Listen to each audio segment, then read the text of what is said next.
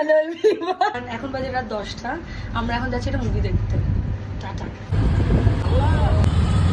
এখন বাজে 10:30। এখানে যা ভিড় দেখে মনে হচ্ছে সন্ধেবেলা, মানে ভাবাই যায় না এত লোক কি করে রাস্তায় থাকে এত রাত্রে।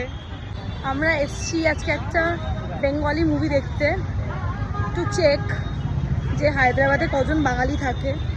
মালটা ঘুরছে। হ্যাঁ, এ বাবা পড়ে গেল একটা মানুষ। তোর কিছু বলার আছে অঙ্কন? হ্যাঁ অঙ্কন, দেখি আমরা কি এরকম কলকাতায় কি এরকম বেরোবো? হ্যাঁ বেরোবো।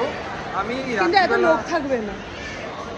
আমি এই রাত্রিবেলা নাইট শোয়ে আসবো বলে হাফ প্যান্ট পরে এলাম। এখানে দেখি মেলা।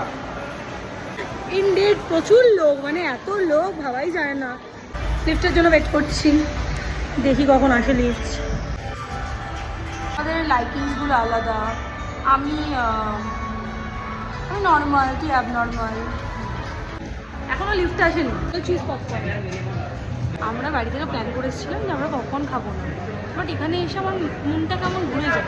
আমার পপকর্ন খেতে খুব ইচ্ছা করে। খালি খাই আর খালি খাই। তুই তো দেখিস। কি ছোট কেন আজকে? কি ছোট কেন পপকর্ন? কারণ আমি খুবই প্ল্যান করেছিলাম যে খাবো না, বাট তাও আমি কিনলাম। এবার অঙ্কন আমাকে কিনতে দিচ্ছিল না, তো আমি অনেক ওকে পকিয়ে বাকিয়ে একটা ছোটোই নিলাম। ঠিক আছে, কোনো ব্যাপার না। বুঝলে ঝিনুক, আমি মুগ্ধ। তোর এই সংযমের পুরস্কার স্বরূপ তোকে আমি স্যান্ডউইচ আর আলু। জাস্ট কেউ নেই। তুইও ব্লগ কি হাওয়া দিচ্ছে। সো ফাইনালি আমরা এখন বাড়ি যাব। ঘুম একদমই পাইনি, ভাবছি বাড়ি থেকে আরেকটা মুভি দেখবো। তুই কি দেখবি? এখন বেশি বাজে না, জাস্ট 1:30 বাজে।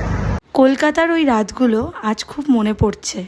আমার প্রিয় শহর কলকাতা ভালো থাকুক। গুড